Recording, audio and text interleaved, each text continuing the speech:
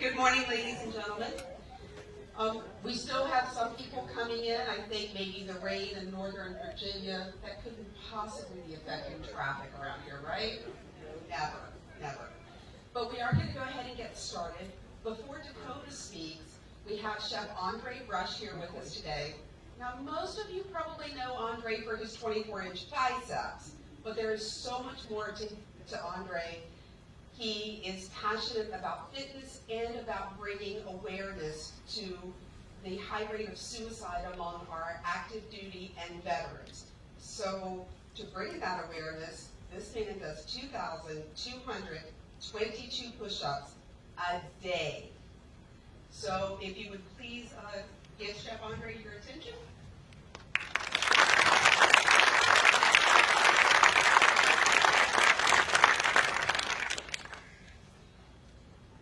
Hoorah? Hoorah! You know I know that, right? So a quick story. First off, thank each and every last one of you for your service. The second story is that I'm actually a retired Army Master Sergeant. I did about 24 years. I actually started off trying to get into the Marines. I got denied because they said I was too small. So here I am.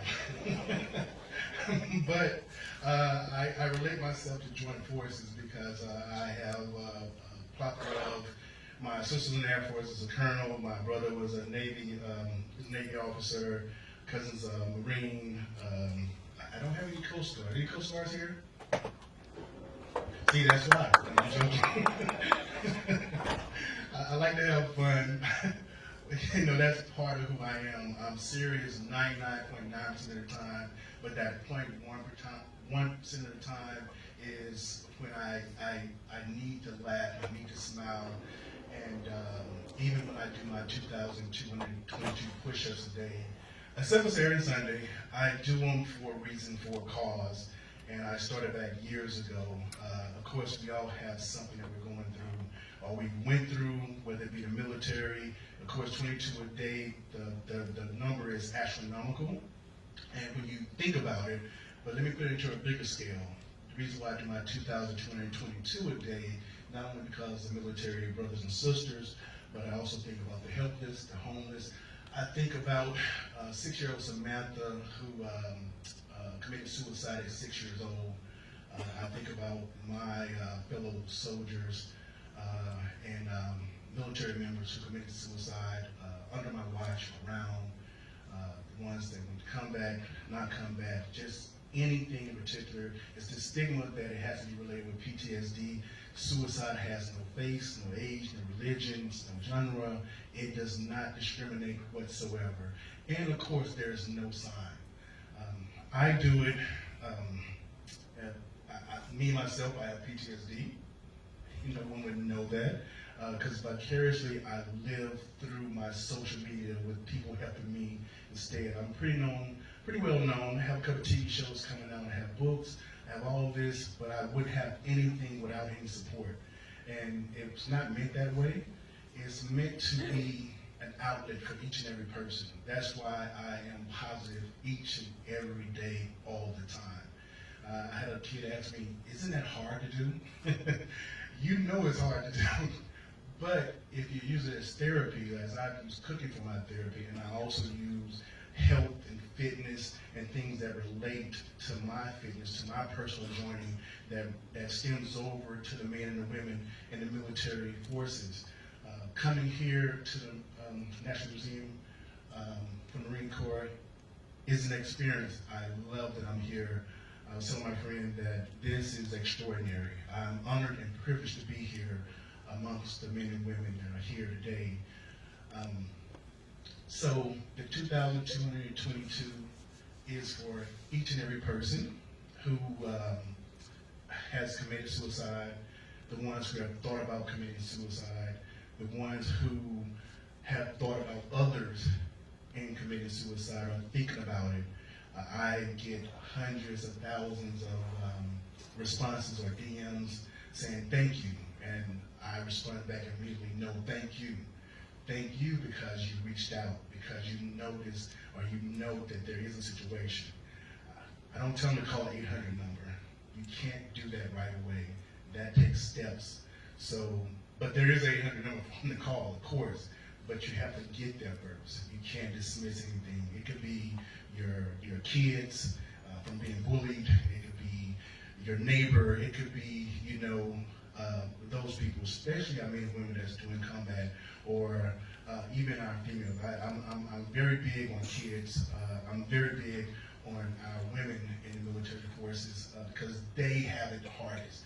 I hate to say that, guys, but the women, and I also have to do a special things to all of the spouses, whether it be the women or the men. They're the ones that are backbones in the military as well. So I can talk forever. I like to keep it humorous. I like to keep it real. I like to keep it simple. I'm still waiting for the rest of you guys who haven't seen me yet to come out and do some push-ups with me. I did my 2,222 this morning. I did a corporal, I can't remember his name, we did some push-ups earlier. I crushed him to death. Get your feelings off of the stage, please. You have to smile, guys. You also have to smile. You have to be serious. You have to laugh. You have to enjoy the life. And you have to live life. You only have one life to live. Suicide prevention is one of the things that I preach, of course, with a healthy lifestyle mind. I do my threes, and I'll just break down really easy before I cut it short, is your mental. You cannot function without your mental. That mental health, as they say, that mental aspect, that mental thinking. You can't get up in the morning. You don't want to get up in the morning. You can't do your household, your living, your life. And then I think about the nutritional values. You are what you put into your body. So be aware of it. Know what you're putting into it, because it can affect your feelings from your cholesterol, your diabetes, and this and that, sugars, so forth. I do a lot of ventures where I go and I talk simple things. I go into the kinesiology of the body, the nutrition aspects of it, but this day and age, you need to know. You need to know, because that's the second part of it, and of course, your physical aspect. I do 2,222 push-ups a day because that's me. Trust me, I tease people, say, hey, give me 2,222, but do not do that. You will hurt yourself. There's something called rhabdomyolysis. There are some things that you just have to work up to. I'm an endurance trainer, so I've been doing this for a while. I just talked to a gentleman who does 500 a day for the last, 12 years? I commend him. But if you give me 5, I'm still as appreciative. Each and every time that I do my push-ups, it's not for a workout. It's for a reason and a cause. Every push is for someone. Every push is for something. Every push is for a call. Every push is for you, your kids, your mothers, daughters, wives, for the ones that's been here, for the ones that future to come, and each and every time. So, with that being said, thank you very much for letting me grace your presence and being here amongst all you men and women. Thank you again for all your services. And I will look forward to seeing you guys real soon. Do some push-ups. Thank you.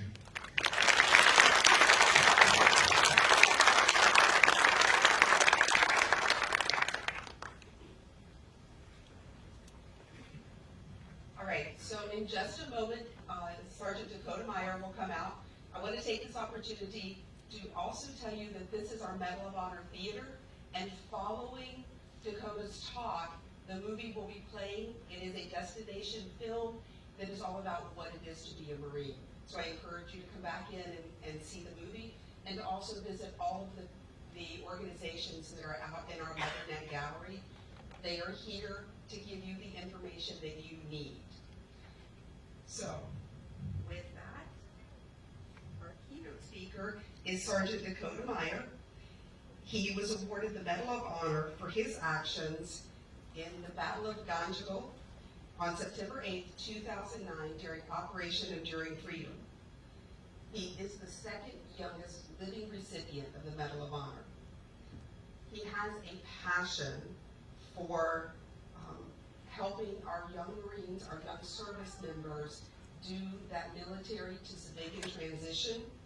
And because of that, he joined Hiring Our Heroes in Toyota as one of their personal branding ambassadors in 2015. So without further ado, please welcome Sergeant Dakota Meyer.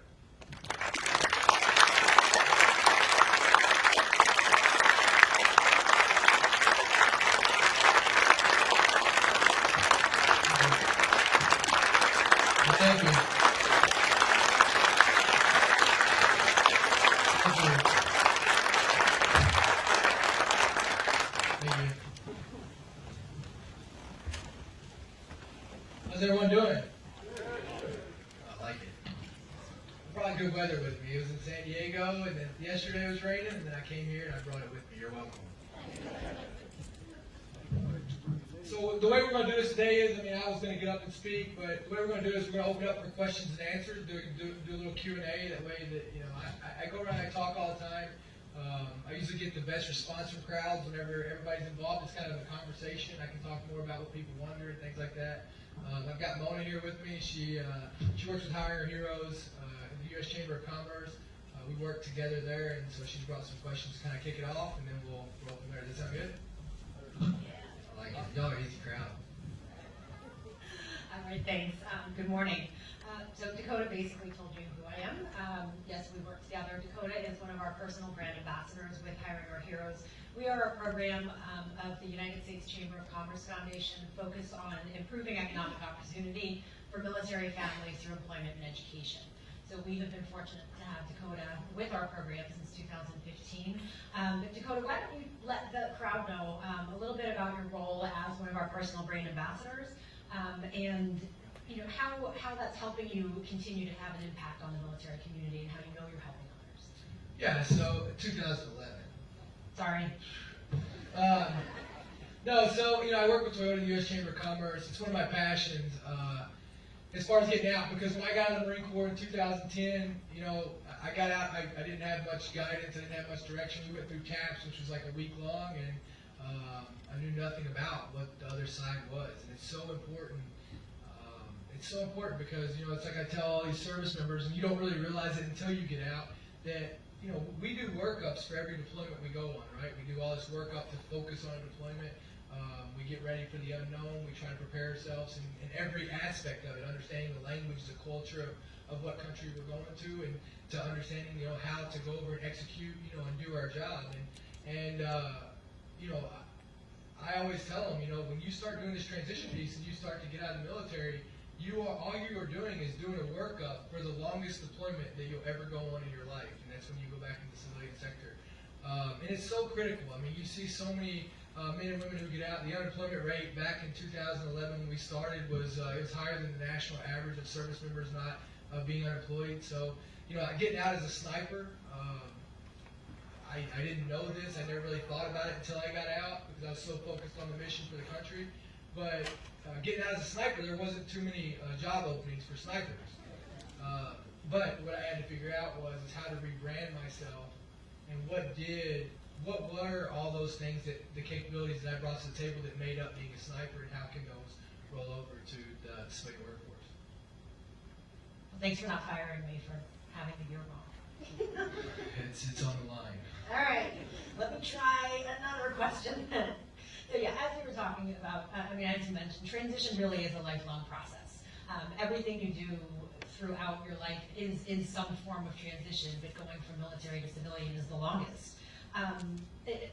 When you, again, reflect on your own transition and all the lessons that you've learned, some of the challenges that you faced, what are some of the things that you wish you had known ahead of time that you would just advise others to be aware of? Yeah, I wish I had started earlier. I wish I had started investing in my future for my family before 3 weeks of EASing, right? And I wish that somebody had led me to understand how important this process was and to give me realistic expectations. I don't think I even thought about getting out until after I had after I stopped getting paid. That's when I really started getting concerned, right? Then it's kind of too late. So yeah, that was kind of it. That's where my passion comes from so much, especially right now with suicide rate being so high, right? I tell you what I haven't seen. I haven't seen anyone, I've lost, in July, I finally lost more people I served with from suicide than I ever did in combat. And I tell you what I've never seen. I've never seen anyone who had a good job.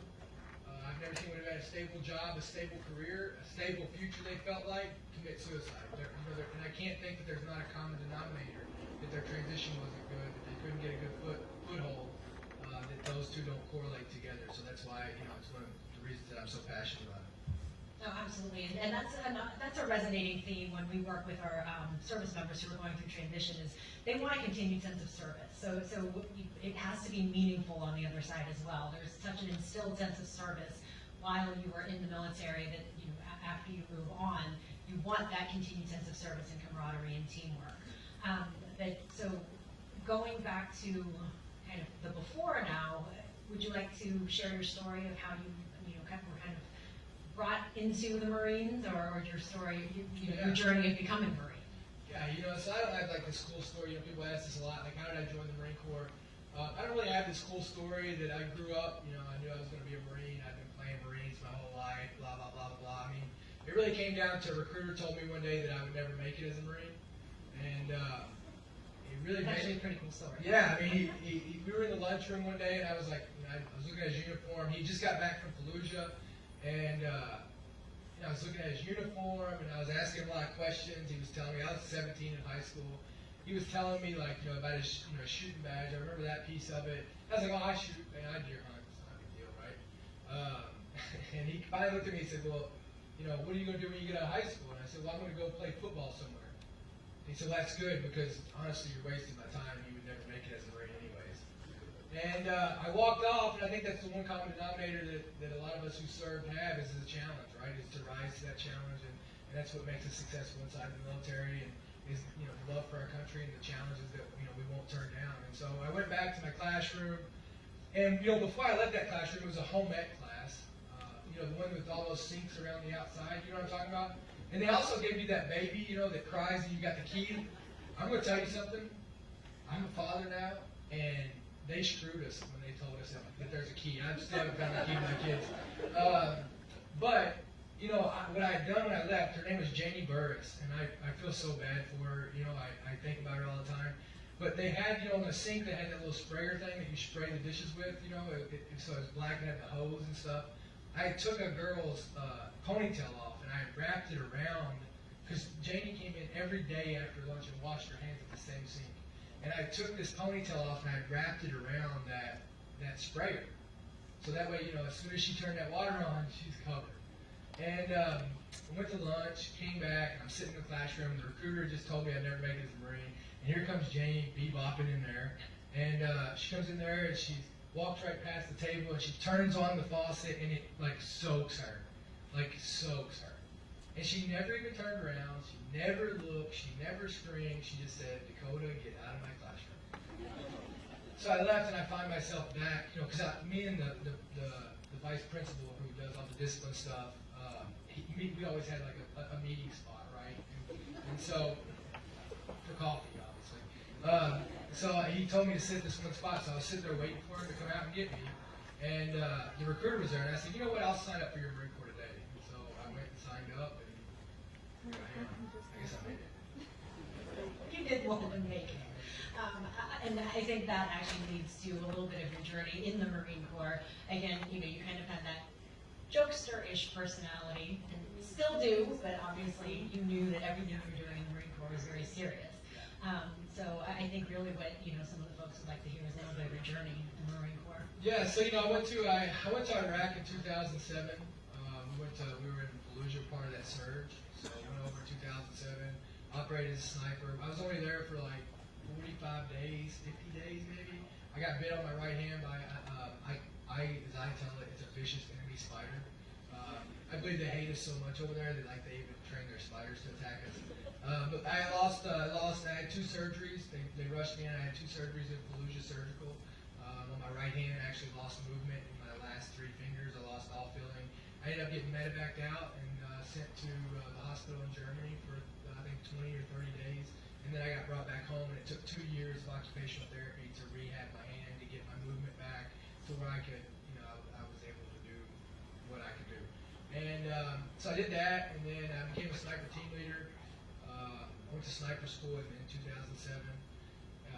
And then we got tasked to go on an embedded training team to Afghanistan. And so this is where I met my teammates, Lieutenant Johnson, Gunny Kennefick, Doc Clayton, and Gunny Johnson. I mean, there was a big team of us, but our main team was, me, Lieutenant Johnson, Doc Clayton, and Kennefick. And kind of our role was unique. We got to live with Afghans. It was 4 of us, 4 U.S. and 80 Afghans on a base. And it was a unique mission. It was probably the greatest mission I could have ever been exposed to. And so we've been in quite a few gunfights. We had one on Sunday, And then Tuesday on September 8th, so we get a call that we're going to go into this valley called the Ganjgal Valley. And Ganjgal, I had read about Ganjgal before going over in a book called The Bear Went Over the Mountain. It was written by, back when the Soviets were fighting. And in The Bear Went Over the Mountain, there was one valley that I don't know why it stuck in my head, but it was called the Ganjgal Valley. And what the Ganjgal Valley people were known for is every time the Russians went into this village, they would kill the Russians and they would cut their heads off and put them on stakes outside the village to show just that this is our village. And so, I was definitely was a concern going into this valley, and especially when your interpreters were looking at you telling you this is not a good valley. That's usually a good sign. And so basically our mission was that day was to go in and secure a meeting with the village elders. Basically they came to us and said that they wanted to renounce themselves from the Taliban, they wanted to start supporting the government, and this was huge because this valley was it was a direct link of a supply train coming through from the Pakistan border. This would have been a big win for us. And so we were supposed to go in on a Monday. It got canceled and pushed till Tuesday. And this is never a good thing because when you're working with the Afghan forces, it's all about the element of surprise, and you don't want them to know the mission too early because it'll get leaked, and there's all these concerns when you're working with the locals. And so I don't know why, but we ended up running it anyways, and I had some concerns about the mission before we went in. So they ended up putting me with the trucks. So basically we were going to pull the trucks in, get out, and they were going to walk in by foot to get into the valley. It was a 90-man patrol. We brought everybody from the Afghan border police to the Afghan police to the A&A. It was a huge mission. And so, anyways, we pulled in. It was night. The teammates get out. It was me. I'll never forget driving in. You had Kennefic. Kennefic was driving. Doc Layton was right here on my left. My interpreter was on my right. I was in the turret, and you had Lieutenant Johnson was the vehicle commander. And I'll never forget, we were driving in there, and all we could talk about is kind of like that point in the deployment to where we were talking about going home, right? We were kind of like talking about who's going to buy the beer and all the important things, right? Like whose house we're going to first, and like how we're going to meet each other's families, and we had this whole plan. I don't know how we even had this plan. We were going to go to, I was going to get out of the Marine Corps, or no, Doc Lake was going to get out of the Marine Corps. We were all going to go to college or something. I don't know how we were going to get there, but whatever. But it was a cool plan at that morning, at 3 o'clock in the morning. And so we pull in, park the trucks, they get out, dismount. Kennefic looked at me and he said, Meyer, I'll see you on the flip side. And they took off, and they started walking into this valley. And I was watching them through a thermal optic the whole time, and as I look in the valley, I start seeing people run up the side of the mountain. And I'm sure they're not exercising. And so, it was a bad day from the start. And so as soon as they got in there, obviously I wasn't there, my interpreter was with my teammates, they were in the front of this patrol. And so as soon as they got in there and they made contact with the village, there was a man standing there and they'd been waiting on us. And so basically we had been set up, right? So they had already had our mission plan. They actually had on the ground in the valley, the Special Forces teams that went in there after us, they had made a whole terrain model of our mission, and then they planned their mission around our mission. And so they took contact as soon as they made contact with the village. And so we were set up. And so we were obviously in a kill sack, or they were in a kill sack, and I'm sitting back, and they just, any gunfight, like we've been in quite a few over there, any gunfight at first there was a ton of chaos, and then it usually kind of starts to settle down, right? You start getting your artillery coming in, you start getting helicopters coming in, it's kind of like it settles down, everybody, you know where you're at, they know where they're at, and it kind of just, you do your thing. But not in this gunfight. We kept calling for air support. It was supposed to be on 15-minute strip alert. Well, coincidence, the SEALs had got into a gunfight 2 valleys over, so they had a priority on this target, so they took air. So we didn't get any air for, I don't know, an hour and a half, 2 hours. And then our artillery got shut down. We were about 2 or 3 months before this day, so Lieutenant Johnson starts to call in a support artillery mission. And he gives it a spot on what he's trying to do is place rounds between him and the village so that he can get out and get away. And the response he got back was when he called in was, it's too close to the village. And he said, well, the village is shooting at me. And the response he got back was, give me another grid, like we're not putting the rounds in. It's too close to the village. And he said, if you don't give me these rounds right now, we're gonna die. And the response he got back was, well, try your best. So a couple months before that, there was a rule of engagement that got put in place by Stanley McChrystal. And the rule of engagement, and this is what it said. It said that to be able to fire artillery or indirect fire into a village, you must, now get this, you must clear the entire village and make sure that there are no civilian or local populace in it, and that there's only enemy combatants in it. Yeah, so, yeah, exactly. So that's what held it all up. So we didn't get artillery. So they shut down all of our artillery. Our QRF didn't come in until at the end of the day. So finally I look at Staff Sergeant Rodriguez Chavez, and I can start hearing, the tension in our guys' voices. And so I said, we got to go in and do something. So we requested 3 or 4 times, I don't know, 5, 6 times, whatever, over the radio each time, can we bring a gun truck in? And each time we were told no. And so finally, we just said, let's do it. Like, 'cause that's what brothers do for one another, right? It doesn't, I'd rather be having a dishonorable discharge right now and my teammates be alive than to be here and know I did nothing. And so we start to head into this valley, and I'll never forget, as soon as we come through this dip, we come up, we start to take this turn left, and there were people everywhere. Like, it was anything I could have imagined, it was worse than that in every aspect of it. And so we made the first trip in, we pushed as far as we could up into the valley, and then the 50 cal, I was shooting so much on the 50 cal that the headspace and timing came off, and it started shooting single shot. And so that was a problem the whole time, because I kept having to rack it back each time, as I've literally got guys trying to jump on the vehicle. And so we took they started putting a bunch of rockets at us. I took a piece of shrapnel on my right arm. We turned around to go back to get another gun. We got a Mark 19 with a 240, came back in, and then we had to go back and get another truck and another truck. And then what we would do is we would pull the truck in. I would jump out of the truck. I would put my interpreter. He would get in the up gun and cover me, and then I would grab so the bodies were all out, and they would raise their leg. Like they couldn't move, because if they moved, they were getting shot at again. And so the way they would let me know if they were alive is they would move their legs. Like they would kind of move their leg a little bit. And so I would sprint to them, I would grab them, and I would throw them over my shoulder. I'd come back, and then we had some of the Afghan vehicles, and then we would throw the dead bodies on the bottom, and then we would stack the live ones on top, fill the trucks up, and they would go back out. So we did this over and over and over. And on the last trip in, we come in, and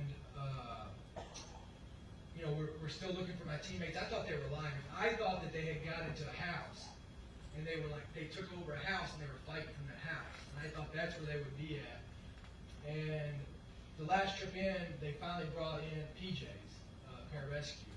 So we had a team of PJs come in. They had 260s, and so they come in. They would fly over, and they would say spot. And so under them, where that spot was a body. And then I would go get it and bring it back, and we just kept doing it over and over. And then finally, they said they spotted 5 bodies in a trench. And so I took off sprinting. I jumped off of this terrace, and I landed on top of all my teammates where they all fell together.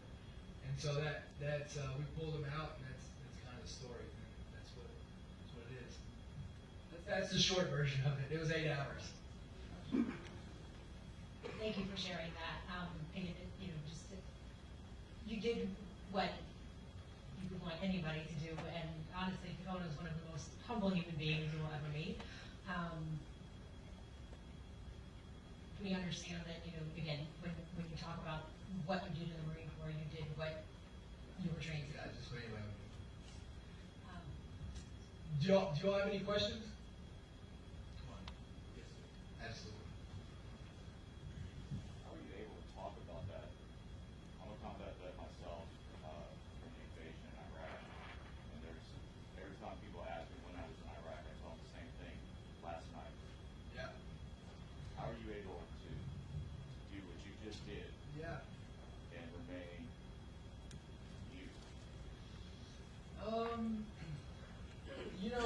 don't see the backside of it, right? Like, you don't see the, I mean, I'll just be honest with you. And you know what, I used to not talk about it. I feel like I did such a disgrace until probably October. I can actually remember October 2016 is when I finally started talking about the effects of it, right? I mean, I used to be the guy that walked in, and I think this is probably the most toxic. It's the most dangerous attitude to have is when you walk in and you go through these experiences and people see you and you try to act like everything's okay. It's just a normal part of it. So what you're experiencing is normal. I go through the same thing.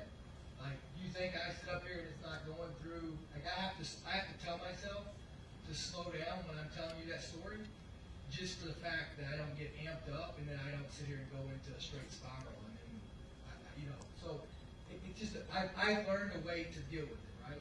I mean, I'll tell you, I probably wake up once or twice a week in my own puke in my bed at night.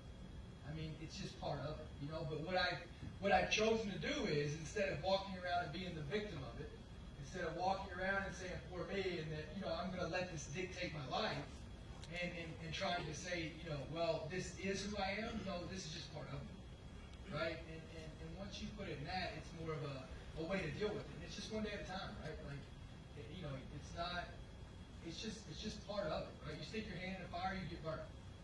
You know, you go over and you watch people die, like, you know, it's just a part of it. So how do I do it? I do it because I know that if I can do it, A, my teammates will live on forever that way, and then B, it's my obligation to be able to, if I hadn't shared that, then you would have never asked me that question, right? So if I can do that and I can make you think that, well, you know what, it is normal, it's okay, then it's worth it.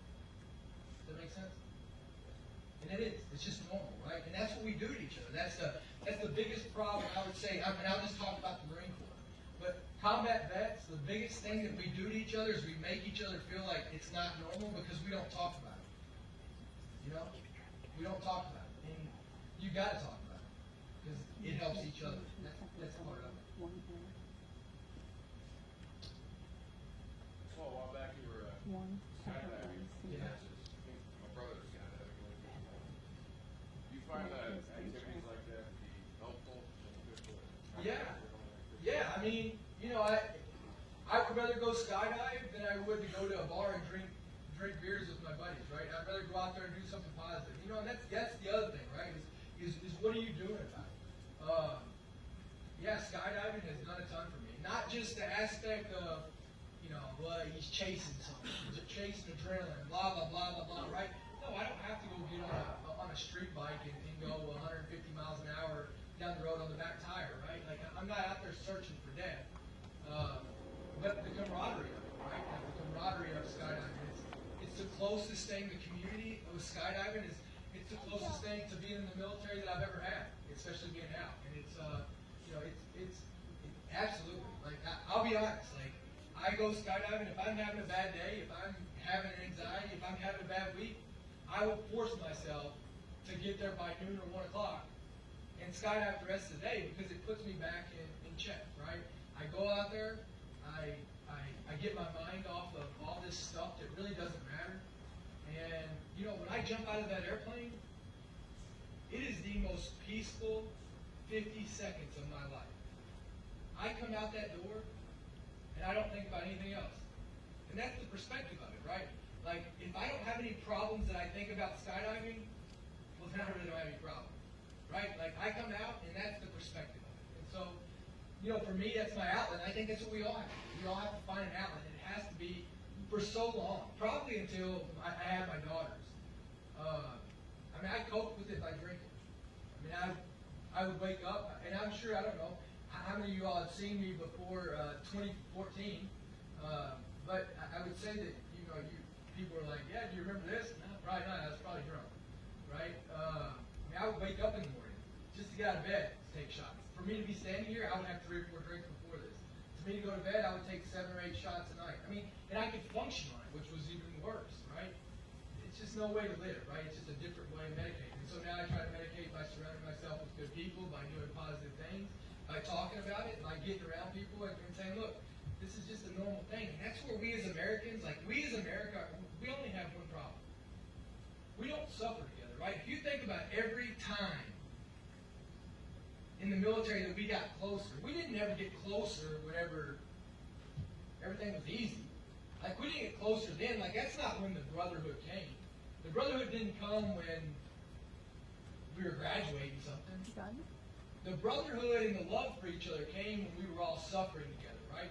Through those hikes, out in the bush together. I mean, you never got closer to someone when everything in your barracks room, right? You got close to each other, and that brotherhood was formed and it was forged inside of us when life sucked the worst, right? So that's the problem with America right now. When we all walk around and act like everything's okay and we can put on Instagram whatever the hell we want people to look at, we have too many filters to keep us from connecting to each other. And that's what we were made to do as humans. And the day that we can't communicate to each other and empathize with each other's pain is the day you've dehumanized who we are, and you've lost touch reality. And then that's where you feel isolated. That's where this whole problem is, right? We don't care about what we say to each other because we don't empathize with how that's going to make somebody feel. We don't care about how we judge each other. We don't care about, we've turned into worrying about building, and I call it makeup, right? Worrying about putting all this makeup on through filters to make people believe that we're something that we're really not. And that's kind of what it is. Thank you for being here, sir. Thank you, sir. Two things. I heard and I observed and hear two traits. Yeah. Humility and courage on the battlefield. And I see humility and courage now. My Yeah. question is, was that taught or caught? And how do we transfer that to this generation? I think you gotta live it, right? Like this generation, we gotta live it. I think it's, this generation we're disconnecting. But so to tell you, so I walked into September 8, 2009. I won't lie to you. Anybody who served with me would tell you the same thing. Like, I was good at my job. Like, I lived it. Being a Marine was a way of life. It wasn't a job for me. I woke up every day. I mean, I was always the guy who was, but I was cocky. I mean, I'm telling you right now, you couldn't tell. If you wanted to know how great I was before September 8, 2009, if you would stop and listen for 30 seconds, I would tell you. I literally walked into that valley that day thinking that there was no situation that I couldn't get out of. Like, literally, I thought I was that good. That is how ignorant and dumb I was. And I had went on this deployment because I planned on re-enlisting while I was over there. It was perfect timing. I volunteered for this because I wanted to re-enlist. I felt like this would help me, go to selection assessment for MARSOC. It would give me an in to be able to show that I had done this deployment, and this is kind of like that type of mission, right? I thought it would help with my development. I mean, literally, the Marine Corps was going to be a career for me. Like, the Marine Corps was everything that I loved and cared about. I mean, it was just everything. And I go in on September 8, 2009, and I come out, and I lost everything that I loved. I put all my teammates in body bags that day. I lost my career. Everything that I cared about was taken from me, literally taken from me in 7 hours, 7 or 8 hours. I walked in that day, and then I left that day putting every one of my teammates, every one of them, in a body bag. So, you talk about humbling, right? You talk about figuring it out.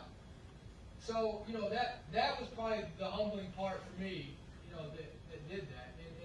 And seeing that, and seeing just, so many times we glorify and glamorize war. Like, we make it like, you hear all these guys that talk about, man, I can't wait to go back and fight. I don't know what kind of fight you got in, but I don't ever want to go back and fight. I mean, I would. Let's don't get that mixed up, right? Like, I wouldn't heartbeat.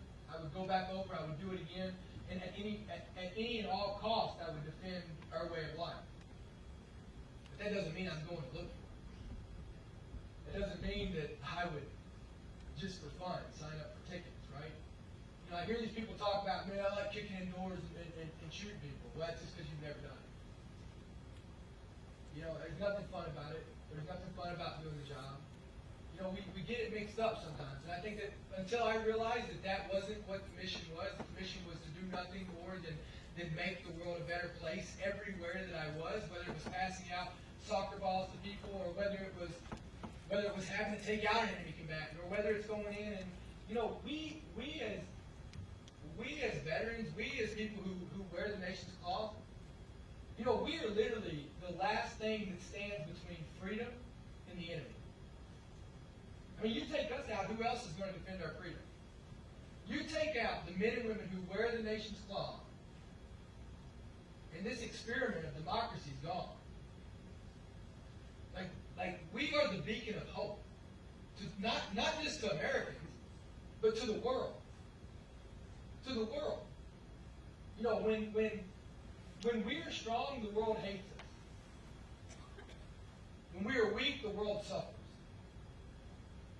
And so, you know, all those factors coming together and realizing that is where the humbleness comes. And I have to continue to do that. I have to continue to believe in this country. And just because I'm not behind the uniform, just because my contract ended with the military, it doesn't mean that my service does. Right? My service is still to my community.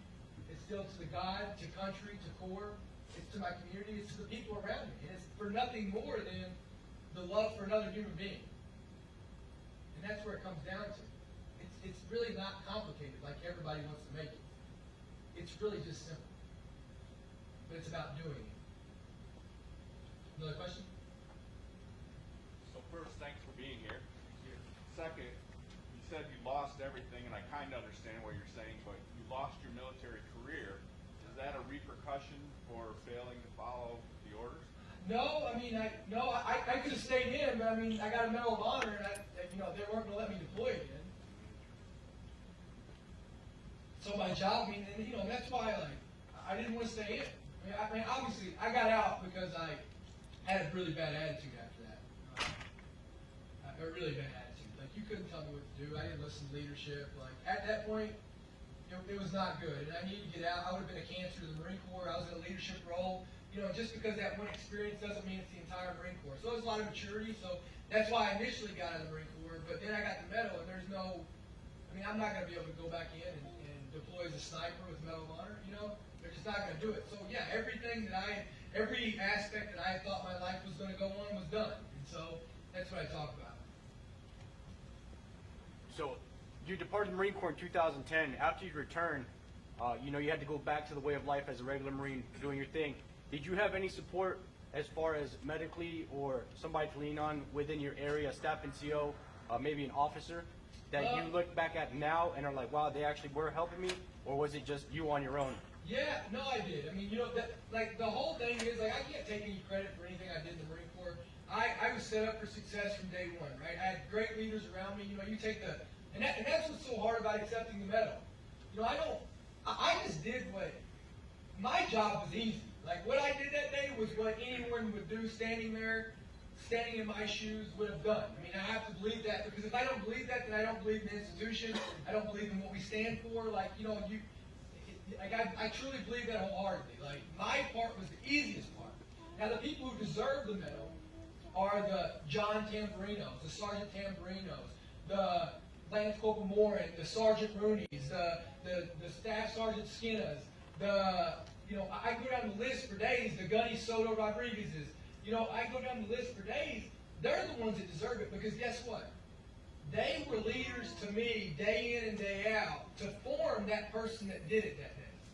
And they did it when they didn't have to. They made the choice to do it, to believe in the Lance Corporal Meyer, the PFC Meyer, to guide him and to instill these values and this ethic and this decision-making process. They did that every day, not because we were getting shot at, but because they woke up and did the right thing every day, right? And so, yeah, I mean, I was, even when I come back, I was surrounded by such a great support system that, I definitely can't put any, I was fortunate in every aspect of it, You commented something about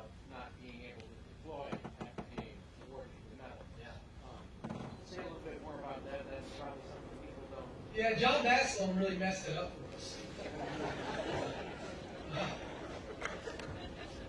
Yeah, he really paved the way to where we couldn't do it. No. Yeah, I mean, you don't take John Basselon, he got the Medal of Honor, came back, and then he turned around and wanted to go back, back to deploy. And he was killed within 24 hours after going back. And so it's just not, nobody wanted to sign off on it. And all the other Medal of Honor recipients, Petrie tried to go back over, all of them have. And it's just, nobody wants to be the one to sign off on that, and then, God forbid you get killed. Somebody's got to answer the bell. Right? It's not right, but it's just the way it is. You mentioned so your PTSD. How does that affect you and your family right now? What kind of barriers do you find to overcome? It's cost me a marriage, right? It's cost me a lot, but it's also, it's just part of it, right? I have to always work to be better. I have to always be conscious of it. It affects me every day. Every day I don't know what I'm going to wake up to. Look, I'm moody. The anxiety part's what cripples me. The anxiety part. That is you talk about crippling. Like when the anxiety hits, you can just see it melt my face. Like you can just see it in me. And so that's the helpless feeling that I get is just an anxiety. But so what do? I don't run from it, right? Like that's the biggest problem is trying to ignore the problem. I don't run from it, and I'm trying to every anxiety attack that I have, I try to get better from it. Like what am I going to do different? What can I do different? What's causing this? Don't be afraid to go get help. Like I'm telling you, if it's affecting your family, if it's affecting your wife, make sure that they understand. The other thing is we have to be real careful of this. We want somebody to support us and understand us, but we don't want to give them and talk to them and set them up for success, right? Like we don't want to talk to them about it and try to help them understand how we feel. And I'll tell you one of the biggest things that we fall short on is, serving our country is a family business.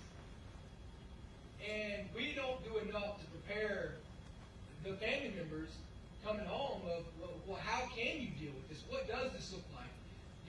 I'll tell you, my ex-wife had a phrase that set you off was, well, I don't know what I can chalk up as PTSD or you just be an asshole.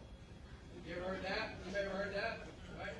So, and it's just an ignorance, right? It's just a level, nothing against her, it's not her fault, but it's just a level of ignorance of, how do we work? And another thing that we have to realize, we come home and what do we train for? Like when we're in the military, what do we train for? Like when we go and deploy, it's all chaos, right? It's all chaos.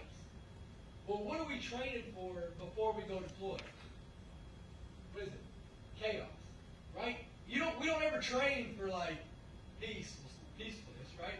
We don't ever go out. You know what I mean? So we have to understand and recognize that we do.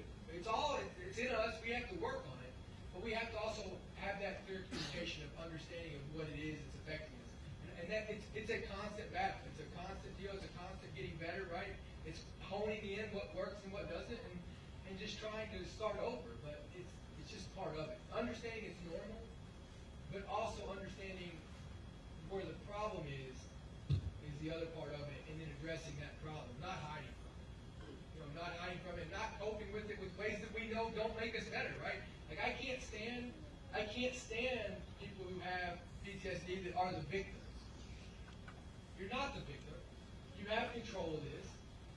Like it's not you're not a victim. Like you need to own it and you need to deal with it. The people who are strong, they talk about it, they deal with it.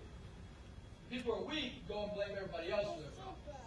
And just because you have PTSD or you've seen hellacious war, it doesn't mean that it's okay to go drink your problems away. Like they're two different problems. Like that's just complicating. And taking accountability for your actions is absolutely a key part to dealing with it. And it took me, listen, I'm telling you from experience. I got out and I blamed the world for my problems. I don't know why this happened. I served my country. I got 2 combat action ribbons. You can't tell me anything. You owe me. I had that mentality. You know, you're nothing but a nasty civilian. I served for you. You're welcome for my service. That was me. That was me. And you know where it got me? Nowhere. It got me isolated. It got me in a bad spot. And so what I had to do is I had to turn around and take accountability for my own actions and stop blaming everybody else for a problem. Was there a spark that forced you to do that? Yeah. What was it? I put a gun in my head. Yeah. So September, it was right before the anniversary in September. I was driving down the road and I was coming home. I mean, I had pushed my dad away. I was living in my dad's house in the basement. My dad was too scared to even come down the stairs in the house, in his own house. Think about this. I came home from war and my dad was too scared to come down the stairs in his own house before yelling, because he didn't know what he was gonna walk into, right? And so I was driving home one day, and I remember the road, and there was nothing to it. I was driving home one day, and all this is in my book, so it's not like it's a new story or anything.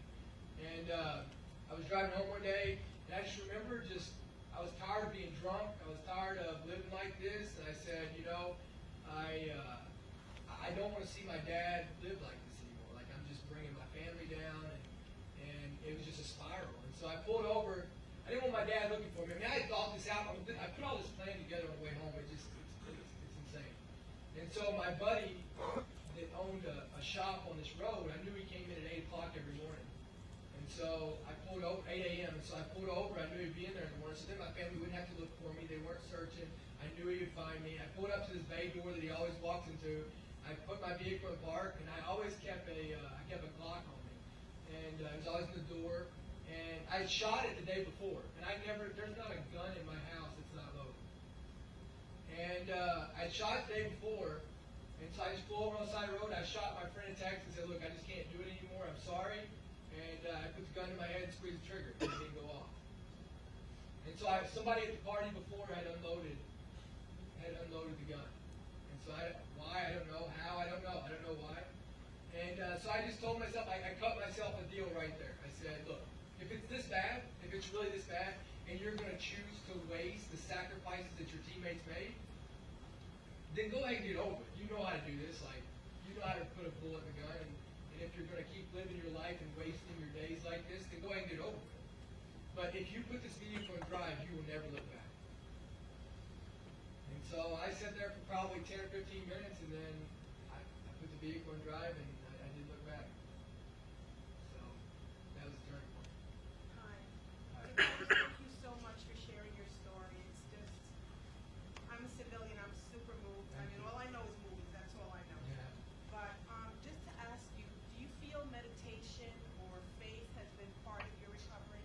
Yeah, I mean, look, I mean, it's no lie. Like, the further you get away from God, the further your life's going to spiral out. I mean, you can be a believer or not a believer, whatever your preference is. But what I do know is that, being the closer I get with God, the more I put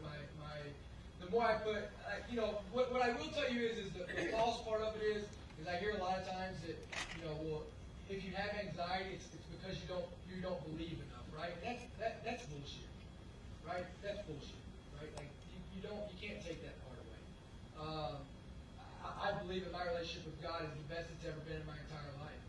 And so absolutely, I mean, that's a huge part of it, right? Being surrounded by good people, being surrounded by people who are positive, being surrounded by people who will call you out, being surrounded by people who are just real people who want to bring you up. And when I start getting down and I start seeing my life spiral out, the first thing I do is I say, who am I hanging around? Who am I hanging around, right? That's where I start. Obviously I look in the mirror, but am I hanging around these people, and are these the people I want to be like? But yeah, so all those things are huge factors, right, of doing that. Sure. Paul, again, thank you, and thank you for your service. I served under Colonel Barnum. Yes, I love that. Marine. My first year in the Marine Corps, and he spoke bad experience just as you did. And one thing that has been constant when I've heard him say that there are certain things about that day I cannot remember. People relate to it. Yeah. Do you have similar experience? I do, and you know, I do. There's some parts of it that, you know, especially now, that I can't put together, right? There's blank spots of it. You know, and the part with mine is, you know, there's all this technology and there's all these people. Like, I mean, the biggest part, I don't talk to anybody from the ballot, from that battle that day. Like, I don't talk to anybody. There's 2 Medal of Honors, mine and Captain Will Swinson's, and we couldn't disagree more on what happened. We couldn't disagree more, right? I feel like that if we agreed on the story, then it would probably be because we made it up, right? Like, but we couldn't disagree more, and it's caused controversy, and, you know, it's, yeah, so there are parts of it that I don't remember, right? There's parts of it that, you know, when I hear somebody else talk about, it'll put it there, but most of it, I'll say this, most of that 8 hours, I can see it, feel it, smell it, taste it, as if I was there at any point of it. Like, I can remember the emotions, I can remember it, every, like, details that you would just, most of it, but there are some parts of it, and I don't know why it does that. But now, like, my dreams, now it's hard to differentiate how much my dreams have changed it, right? Like, what my brain's trying to process. Like, you know what I mean? Like, now it's kind of, I mean, because I get some weird dreams. But they all have the same feeling. Another question? Yes, sir. I'm impressed with your wisdom and your introspection. There is a trigger, some outside source to solve. You know, I've got like so many good people around me that help develop me and mold me and push me to be, you know, probably one of the greatest men that stepped up. And, you know, because look, when I got the medal, I mean, there was so much controversy around it. I mean, there still is. I mean, there is so much controversy around it. What, does he deserve it? Does he not? I mean, you talk about armchair quarterbacks, and the Marine Corps was the worst about it. You know, Marines are the worst about it. You know, well, I did this, right? You know, blah blah. Well, okay, you can have my medal, right? I can see it. But yeah, I mean, it's just meeting people like this, coming and talking, trying to figure out how can I better craft my message to make a difference with people, right? Getting perspectives from other people, right? I mean, I don't say anything that I came up with. Like, I say stuff that, you know, my mentors around me have taught me, and honestly, I think what's probably helped me develop the most is just like taking that wall down and trying to put on this persona of doing what I did was sexy and cool, right? It wasn't. It was the worst day of my life. You know, of trying to put on this big shot. You know, well, I'm a warrior.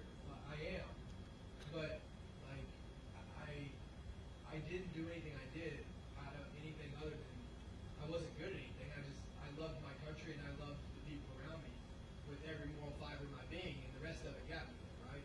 So I think that like realizing what is real and what's not romanticized and what's not just trying to be a tagline or a t-shirt phrase or trying to be what you think people want you to be, and then really having to look in the mirror, and I think that all that put together makes you start having a different perspective on life. And then obviously the biggest change is having my daughters, right? Is them coming in my life and helping me, you know, helping me change my path of who I want to be. Appreciate you being here. Instead of a question about your past or even what you're doing now, I got a question about your future. 5 years from now, what do you see yourself doing? Do you have projects you're particularly passionate about now that you hope to see grow, or Yeah. political aspirations? You know, whoa. You know, I used to think I wanted to do politics, try to get up there and make a difference, but I look at, I mean, you all are pretty close to it, but but I look at it and I have no interest in it. I mean, I have no interest in being part of what's representing America right now out there. I mean, there are some good congressmen and stuff, but gosh, yeah, it just, you know, but you know, you gotta do something to change it. I just don't know if that's the right spot for me right now. I think I can do more, like doing stuff like this than I can to, you know, I think America right now needs hope. America needs hope. America Americans need to be reminded that we still live in the greatest country on the face of the planet. And I can do that here and not up there, right? So, you know, that's kind of where my focus is. The next 5 years, I hope to grow my companies. I hope to grow as a father. I mean, being a father is my main priority. So I hope to keep instilling in my daughters and being there for them and making sure that they don't go without anything that they're worthy of having. So that's the #1 focus. And you know, I'm still going to continue the same mission that I had when I joined the Marine Corps at 17 years old, and that's to change the world, right? I'm going to change the world and make it a better place. And if we all have that same mission and same goal, like, I mean, Admiral McRaven said it the best, right? We could change it in 2 generations.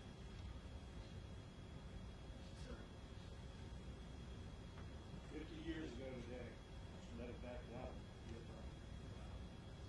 February 23rd. My CO was Captain P.K. Van Wright.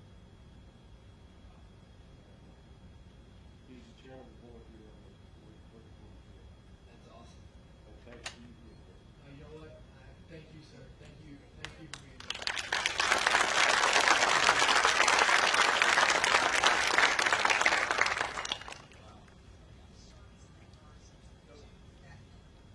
Sir, Thank you. thank you. Thank you for your speech. I've got 2 questions. First one's an easy one. Did you use your GI Bill? I did. Great. I didn't want to go to college before I went to the Marine Corps, and I didn't want to go when I got out. I'd love to hear that answer. 4 years didn't change it. The second question. And I retired after 28 years, 10 in the Marines, 18 in the Army. I volunteered to do military funerals. I did over 3,500 military funerals. So I've seen a lot. Yeah. Okay. The saddest ones I've seen is when only one person comes to the veteran's event, to the funeral, or when they come to cardboard box. Yeah. I've done active duty, high profiles, and I've seen where the family walks away with $500,000 and they've got everything, they're fighting for their money. Yeah. What a lot of people don't know is when you bury a veteran after they get out of service. I was deployed during the same time as you may have received me. I was in charge of all the defects in Kuwait. And 2007, 2008, both my sons were there, one in Afghanistan, one in Iraq. My son did 2 combat tours. After he got out, he took his life and we talked about suicide. So that's why I want to talk about suicide. While I was in Germany, I just retired 2 years ago. That's when I got called into his life. You don't realize what a funeral expense usually is. It's usually averaging $20,000. The VA gives you $250. I've got a problem. I've got a solution. I need someone like you to help me get that word out on how to fix that. I've got a solution to fix it for every single veteran in every service to get those bills paid, all the funerals for everybody. Not costing the government, not costing taxpayers, not costing the deficit. How to fix it. I just need my voice heard. Will you help me? Let's talk right after this. Thank you, sir. Yep. Thank you. Thank you. Yes, ma'am. Docents here, we get to see a lot of younger. I know when I was in, I didn't, like you, didn't get any free department, anything, didn't like that. In today's kind of sort of way it is in the training today, what advice would you have us looking at what we do? What should we be telling our young Marines to kind of set up, start? You know, a couple years in, and then through school, training, what should they be doing now to prepare themselves for? Well, I didn't have that when I got out. Since then, you have to this. What should they be doing now? You know, they need to go ahead and have their resume. Like, they need to continuously be working on their resume. You know, they need to be understanding and learning what's outside. You know, with the way the Marine Corps is right now, especially, I mean, every year we go back and the Commandant and the headquarters Marine Corps is fighting for every single serviceman. You know, and with budget cuts and stuff like that, I mean, who knows? I mean, we could drop from, I think we're like 174,000 right now, 175,000. We could drop, who knows that could go, right? And war kicks off.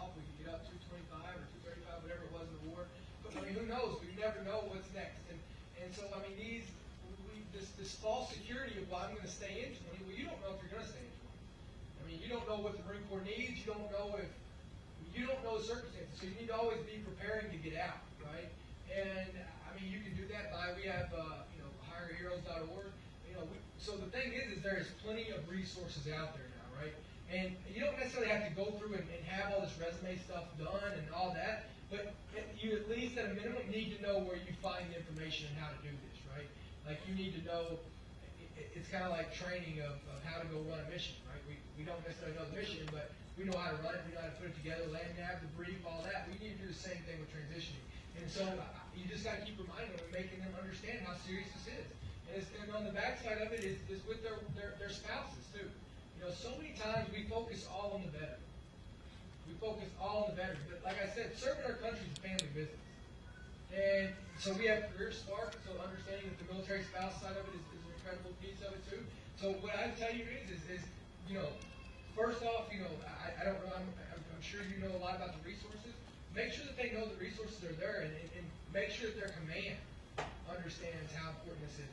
You can ask the career planners. This is where I started really getting heated about this. Inside, so this was for the Marine Corps, and I asked a couple career planners, I said, here's what I want you to do. I want you to go and pull the stats on one-term Marines getting out, on how far out they go to TAPS, or TRS now, right? Like how many months out do they go? Usually, now it's getting better. It's between 4 and 6 months. I mean, some of them you'll get in there, they're like 3 weeks out, right? If you go to the retirees, they usually go at 2 years out and they go twice. That's not called taking care of each other. That's not called taking care of each other. Because some of those retirees, I know when I was in, it was hard to get out. It was hard to go to TRS. It wasn't that I wanted to wait till 6 months. It was that my unit didn't want to let me go because, well, we got the mission. So what I would say is that this needs to become a way of, this needs to be instilled in the leadership to make this just as important as, all this other reoccurring training. I mean, we never miss a sexual harassment training. We never miss a safety stand down.